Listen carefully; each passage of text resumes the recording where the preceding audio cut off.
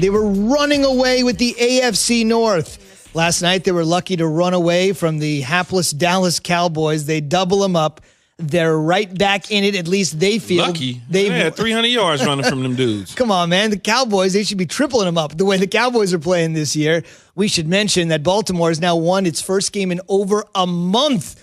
They snap a 3-game losing streak. They're 7-5, still on the outside. Looking in, Keyshawn J. Will and Zubin, presented by Progressive Insurance. So we had all those games Sunday, 2 games Monday, a game Tuesday. Today we get the respite, and then tomorrow we're back for Thursday Night Football. The Ravens appear to be back as well. Again, not last year, not Lamar, not the unanimous MVP.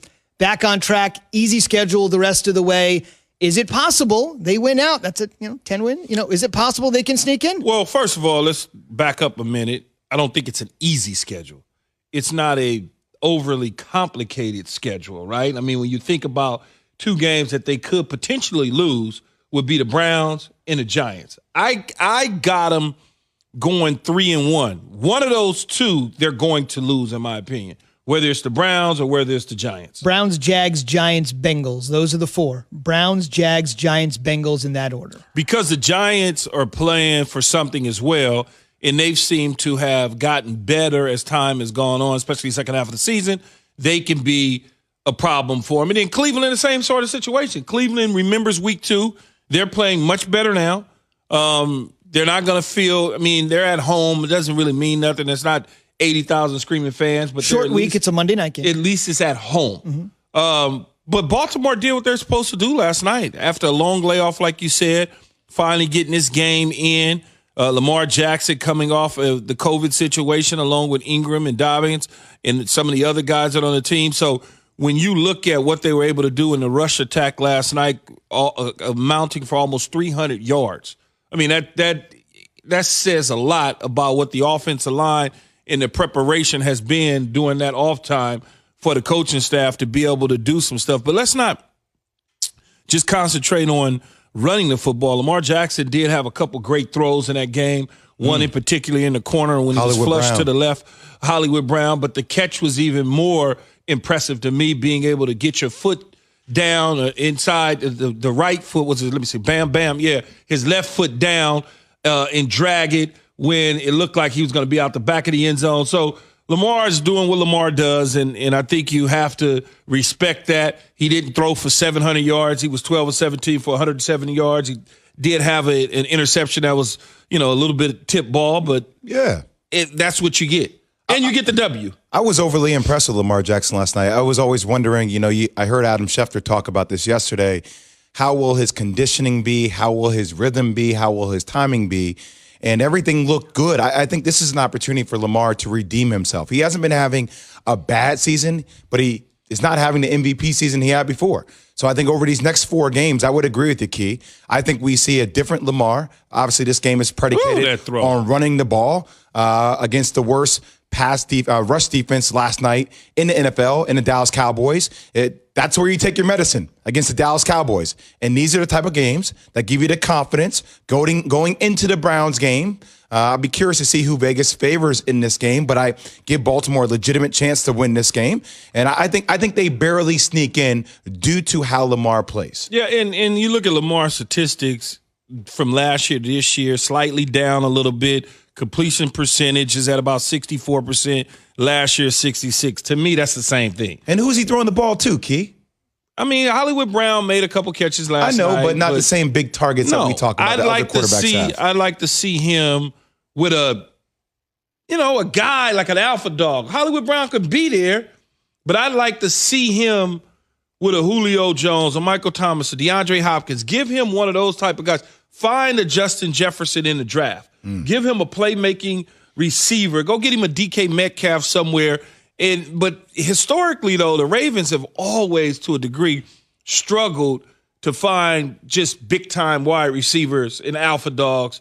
It's just, I guess that's just what they do in terms of what they've been able to do defensively, running the ball, and they haven't put a major emphasis on finding that receiver in the draft or in free agency, Z. We should also mention a couple of things, just reality striking the Ravens with Lamar saying after the game, By the way, I still can't taste or smell. Right? He actually said that after the game. I can't taste, I can't smell. Obviously, that is something that people that have the coronavirus have been dealing with. Guys like Rudy Gobert, who obviously started this whole cavalcade in the sports world, they had that situation for months. I was going to ask you. What? No, I was going to ask you if you can't taste or smell, because I don't follow it like that. If you can't taste or smell, what does that mean?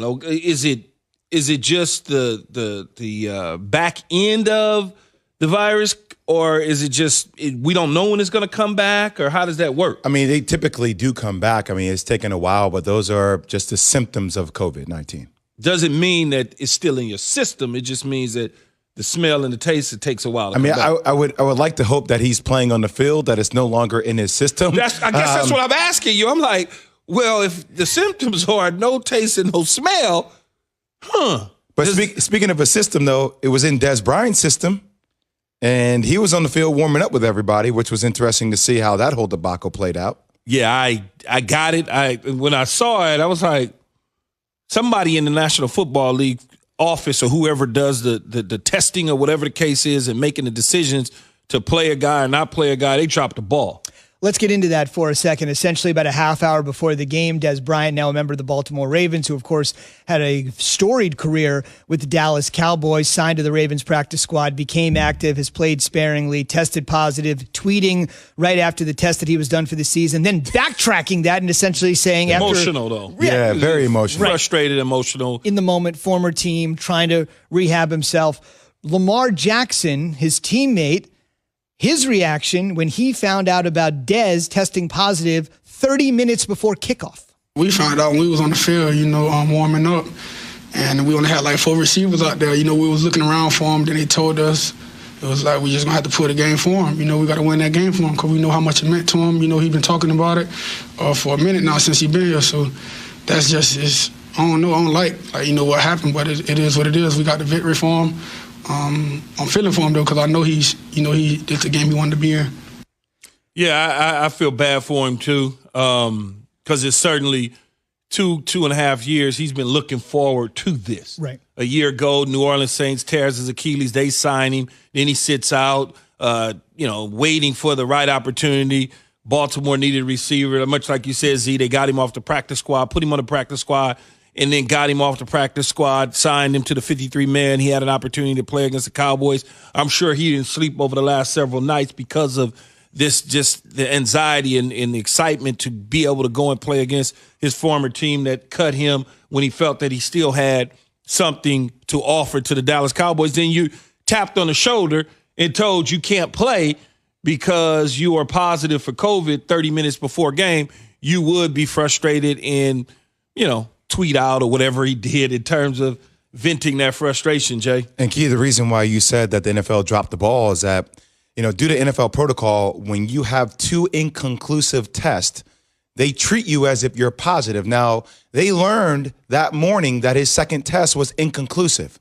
So that's where the NFL dropped the ball. Why was he allowed on the field? Why was he allowed to be around the team if he had 2 inconclusive tests? That's the big question that people are asking last night and this morning. There's no doubt about it. Right now, the Ravens sit at 7-5. They're 9th overall in the AFC. Remember, this year, 7 teams will make the playoffs in each conference. Short week for the Ravens. They'll play the Browns on ESPN's Monday Night Football. Remember, week 1, opening week of the season, Ravens 38, Browns 6. And everybody said, same old Browns, same old Ravens. Hang on a second. Next Monday night when they meet, the tables could be turned from week 1. Just a reminder, be a part of the Keyshawn, J. Will, and Zubin Nation on the Dr. Pepper Twitter feed. We're asking today, of these 3 NFC quarterbacks, who's most likely to win their second Super Bowl this season? Aaron Rodgers, Drew Brees, Russell Wilson. Hit us up, ESPN Nation, presented by Dr. Pepper. It's official. College football's back, and so's your favorite Dr. Pepper-loving college football town, Fansville. Head to a store near you to treat your inner college football fan to an ice-cold 20-ounce Dr. Pepper today. You can call us 888-SAY-ESPN, 888-729-3776, or hit us up at Key J and Z. Just tweet us one word, Rodgers, Brees, or Wilson. On the way, Ohio State needs